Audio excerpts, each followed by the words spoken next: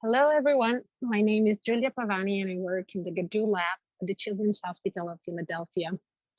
I want to thank the organizers for giving me the opportunity to present my preliminary studies on the role of KLF1 in erythropoiesis during human development. Red blood cells are generated through at least two hematopoietic waves during embryogenesis, which generate erythroblasts with different functional characteristics. Primitive hematopoiesis in mouse starts around E7 in the yolk sac. This wave is transient and gives rise to specific lineages, including erythroid progenitors. The red blood cells, or RBCs, generated by primitive hematopoietic progenitor cells, or HPCs, are larger, nucleated, and express a specific set of embryonic globins. Later in development, after E10.5, the definitive wave starts in multiple sites in the embryo, including the orthogonad mesonephros. The definitive wave generates bona fide hematopoietic stem cells that can engraft adult mice and generate all the hematopoietic lineages. Definitive erythroblasts, in contrast to primitive RBCs, are smaller and nucleated and mainly express fetal globins such as gamma globin. KLF1 is one of the most important transcription factors involved in erythroid commitment and RBC maturation. It's a classic transcription factor as it's composed by a transactivation domain at the N term and a zinc finger DNA binding domain at the C term. It binds CA-CCC box motifs that are prevalent in many erythroid genes, including blood group antigens and globin genes. KLF1 null mice die in utero at day 16, E16 with anemia. The phenotype is not corrected by globin expression, indicating that KLF1 is important for many RBC functions other than just hemoglobinization. Additional studies also showed an increased expression of KLF1 in mouse fetal liver versus yolk sac, suggesting a differential requirement of this transcription factor in primitive and definitive erythropoiesis.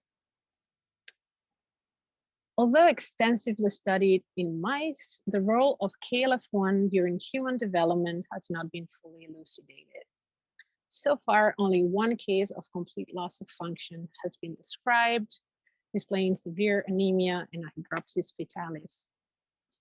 Recent advances in genome sequencing have revealed that KLF1 mutations are much more frequent than anticipated. And additional severely anemic patients carrying compound KLF1 mutations have been identified. Even if carrying one non-functional allele of KLF1 is not pathogenic, it still results in a distinct RBC phenotype.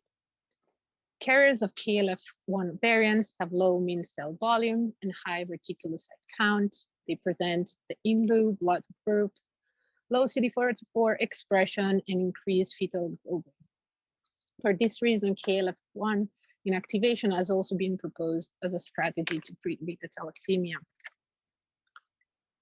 So our goal is to investigate the role of KLF1 during human development using induced pluripotent stem cells, or iPSCs. iPSCs can help us model processes that would otherwise be impossible to study in vivo, such as lethal or embryonic phenotypes. Upon differentiation, iPSCs can generate hematopoietic progenitor cells and erythroblasts from primitive and definitive programs, those allowing in vitro modeling of erythropoiesis and the study of KLF1 through development in a dish. Using genome editing technologies, we can generate isogenic lines with known KLF1 mutation, both with homozygous and heterozygous mutations, that can help us understand qualitative and quantitative effects of KLF1 on erythroid commitment and maturation in humans. We believe that our findings will increase our understanding of KLF1 biology and potentially reveal differential roles of this transcription factor during human development. As KLF1 mutation can display a range of phenotype, According to their impact on protein function, we focused on known pathogenic missense and frameshift mutations in the KLF1 DNA binding domain. Here I highlighted the substitution L300P and the frameshift mutations around the same site. Using adenine-based editors, we successfully generated isogenic cell lines, heterozygous or homozygous for the L300P substitution in the first zinc finger domain. While using CRISPR-Cas9 and the same guide RNA, we introduced indels to generate a homozygous presumed null frameshift mutation, referenced as KO in this talk at position 300. Our experimental approach to study KLF1 is very straightforward. First, we differentiate wild type and KLF1 edited lines to hematopoietic progenitors, recapitulating primitive and definitive hematopoietic programs. Second, we differentiate these HPCs to erythroblasts and analyze cell yields, erythroid markers expression, transcriptome and chromatin changes throughout erythroid differentiation.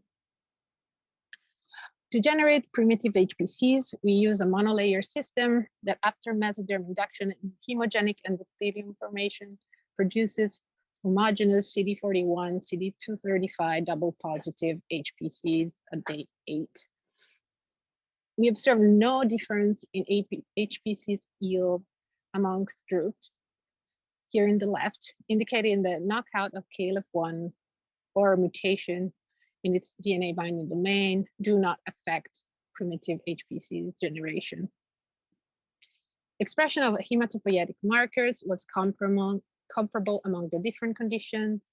However, not surprisingly, we observed an increased frequency of megakaryocyte progenitors in KLF1 mutant cells, about twofold, as KLF1 steers cells away from megakaryocyte commitment. That is even more evident if we look at the FACS plot here on the right, where we see lack of erythroid skewing in knockout HPCs, here in red. We tested multi-lineage potential of HPCs derived from wild type and KLF1 edited lines using methyl cellulose assays. 10 days after plating HPCs, red erythroid or white granulocyte monocyte colonies will appear in the semi-solid media, reflecting the lineage commitment of the original progenitor. Erythroid colonies were completely or almost completely absent in KLF1 knockout and KLF1 L300P homozygous line, while KLF1 L300P heterozygous line showed a 2.8-fold reduction compared to wild type. To study the effects of KLF1 mutations on erythropoiesis, we differentiate primitive HPCs into erythroblasts in liquid culture. There was a stark difference in proliferation potential and lineage commitment in KLF1 edited lines. And as you can see from the graph on the right, KLF1 edited lines showed limited cell expansion, with knockout and homozygous mutations being the most affected. At the end of the erythroid culture, you can also appreciate lack of hemoglobinization in KLF1 knockout and KLF1 L300P homozygous cells compared to the bright red wild type cell pellet, while heterozygous lines were somewhere in between the two with a pinkish pellet. We also monitored erythroid marker expression by flow during RBC differentiation. Even if heterozygosity for the KLF1 L300P mutation reduced cell proliferation and slowed erythroid commitment, expression of the erythroid marker CD235A in these cells reached wild-type levels at the end of differentiation. While some red cell antigens, such as CD71 and CD47, were expressed at normal levels in erythroblasts derived from the L300P hets, we observe reduced expression of CD44 here in the lower panel, nicely recapitulating the phenotype of heterozygous carriers for KLF1 mutations. We also monitored KLF1 RNA expression during erythroid differentiation And surprisingly, we observed a significantly higher expression of KLF1 transcripts in the L300P heads starting at day 6. This positive feedback on KLF1 expression seems to be KLF1 dependent, as it's absent in homozygous and knockout mutants. Similar results were also observed with cell lines harboring the H329R mutation in heterozygosity. This mutation affects the second zinc finger in the DNA binding domain, indicating that this phenotype is not specific of the L300P mutation. RNA sequencing analysis of KLF1 edited cells at different stages of erythroid differentiation is currently underway, and hopefully we'll be able to share our results soon. While this previous work was performed with primitive progenitors, we also have some preliminary data on definitive erythroblasts. Using a modified version of the Keller lab protocol, we were able to generate definitive CD34, CD45 double positive HPCs for wild type and L300P heterozygous lines. When we differentiated this HPC into erythroblasts, we observed a completely different globin expression profile compared to primitive that strongly resembled fetal liver-derived erythroblasts. These cells showed predominant gamma globin expression and even a little bit of beta globin expression, confirming the definitive identity of these progenitors. Then we look at KLF1 abundance in erythroblasts derived from different wild type lines, and we observe a higher expression of KLF1 in definitive RBCs, validating the findings from mouse studies. Last, we were able to perform CFC assay with wild type and heterozygous definitive HPCs. As observed with primitive progenitors, heterozygous L300P HPCs generated less erythroid colonies, but further experiments should be performed to fully characterize these cells. To conclude, knockout of KLF1 or mutation in its DNA binding domain do not affect hematopoietic progenitor generation, at least primitive progenitors. Primitive HPCs carrying KLF1 knockout or homozygous L300P mutations fail to commit to the erythroid lineage, showing limited cell expansion, lack of hemoglobinization, and extremely low expression of red cell markers.